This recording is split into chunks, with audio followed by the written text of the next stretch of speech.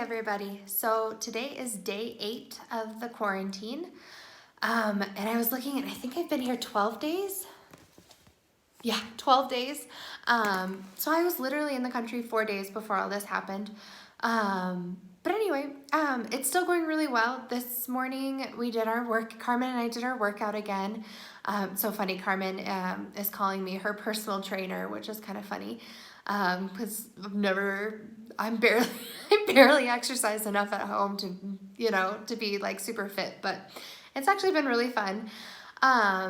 So today not a lot happened, obviously still here and whatnot, but the really big thing that happened, and I was kind of waiting until after it occurred to do my video, was that my sister got married. So my oldest sister got married today, and obviously back in the States, that's kind of an issue right now because they can't have gatherings of more than 10 people.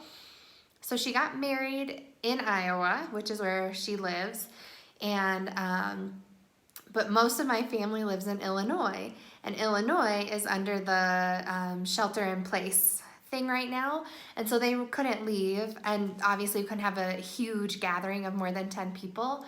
So it was actually really cool. We did a Zoom wedding. So my sister, yeah, she was able to coordinate it all, and so my parents were at their house, my brother's wife and their kids were at their house.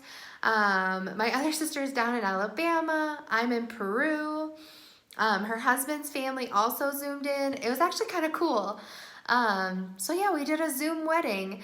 It was super short and quick, and we all kind of did like a little mini toast at the end. And I don't have any champagne or anything. I did buy that bottle of wine, but I didn't open that. So I toasted with a Coca-Cola, which was great. So yeah, that was really interesting, and we did a virtual wedding, which was fun.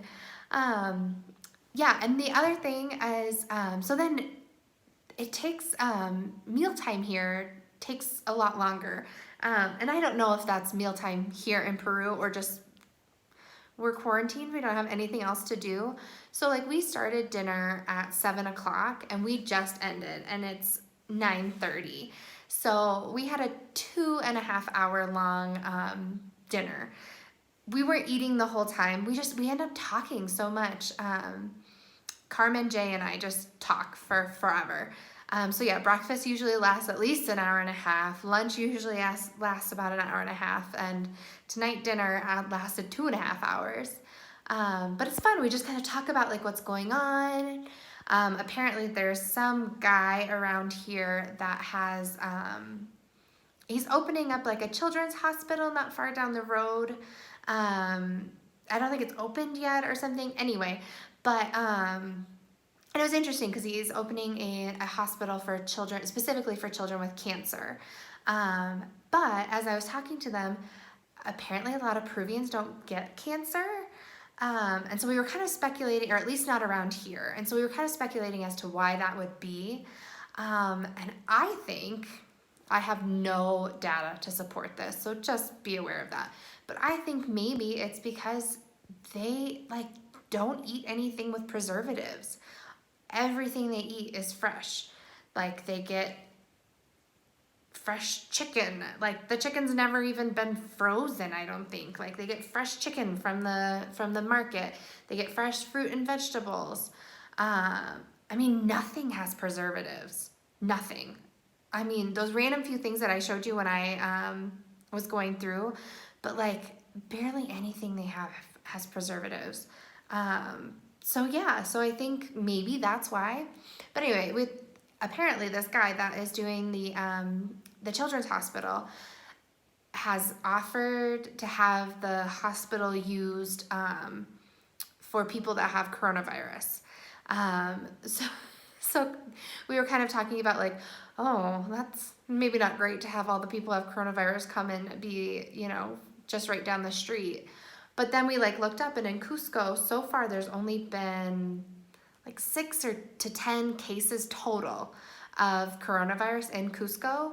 So then we were also kind of talking about like, well, then who's gonna go? Nobody has it. And then we were also talking about, well, maybe we don't have enough tests, so people probably do have it, but whatever. But yeah, so that was a topic of conversation. And then we love to talk about all the different sayings. So, like in the US, we have all kinds of sayings. Oh, tonight I was talking about like being a fly on the wall. Well, that's a saying, and it doesn't, like, if you do a direct translation, it like doesn't even make sense. And we didn't talk about what the Peruvian version of that would be, but we love to talk about that, especially since Jay lives in the US. So he knows a lot of the American ones that I'm talking about. But then he's like, gosh, I don't know how that translates, and I don't know what the one from here would be. So yeah, that's been kind of fun to talk about all these different sayings. Like, for example, one is I think we have a saying that's you can take the horse to the water, but you can't make him drink, something like that. We have one like that. And I guess in Peru, they say you can take the donkey to the river, or you can take the river to the donkey, but you can't make him drink. So that one's like super similar. Like I knew exactly what he was talking about. But then like he has other one, it was here in Peru, in times of war, any hole is a trench, which kind of means like, in dire times, make the best out of what you got, like whatever kind of thing. And I don't know what kind of saying we might have that's like that. I remember in Argentina, I loved it. They had, so like our US saying of like, not the sharpest tool in the shed, or not the brightest bulb in the box. Is a super common one, right? Like we always say that for people. Well, in Argentina, they always say, or at least when I was there, they would always say, falta un caramelo, which means like missing a piece of candy from the candy bag, or falta un jugador, so like lacking a player from the soccer field. And that was sort of their like almost direct version of it. And so I talked to them and they were like, yeah, we've never heard of those sayings before here. So I really loved the fact, I don't know why I assumed Argentina and Peru would be similar. That's probably my own ignorance. But I assumed some of that would be there, and like, it's so different. It's actually really interesting and I kind of love it. And like just different words for things. We talked today about in Peru, there are words for lots of things, but they, for whatever reason, when like a lot of like westernized things came to be in Peru, that instead of calling it by its name, they called it by its brand. So like the best thing I can think of is in the US we Kleenex. So it's really tissue, right? But no matter what brand it is, we call it Kleenex.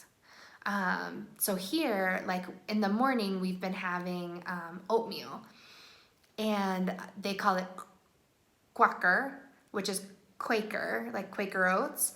But they know, like now they know what the real, like I think it's avena is like oatmeal, but here they call it, but everything is Quaker. Like every oatmeal, no matter what brand it is Quaker. We want Quaker. So Quaker oats. And so it was really interesting, and I was like, oh, but apparently they do that for a lot of different things. So that's been really neat. Let's see. Yeah, just loving all the different sayings, and we're constantly, it's really funny. We're constantly like, what's that saying? Or what would that be like in English? Or what would that be like in Peru? Yeah, which I think is why our meal times last like 2 hours, because we're constantly like, how would that translate? And I don't know. We're having a lot of fun, and yeah, our meal times have been awesome. So yeah, today I did a virtual wedding, and otherwise I didn't do a whole lot. I did some working from home, remote workplace from here, which has actually been really interesting. I learned how to get my Google Drive on my phone, and it's amazing. I can actually like do stuff on it. So yeah. Anyway, that's all I got for today. Hope you guys are all doing really well there. Yeah. Anyway, I'll talk to you guys later. Bye.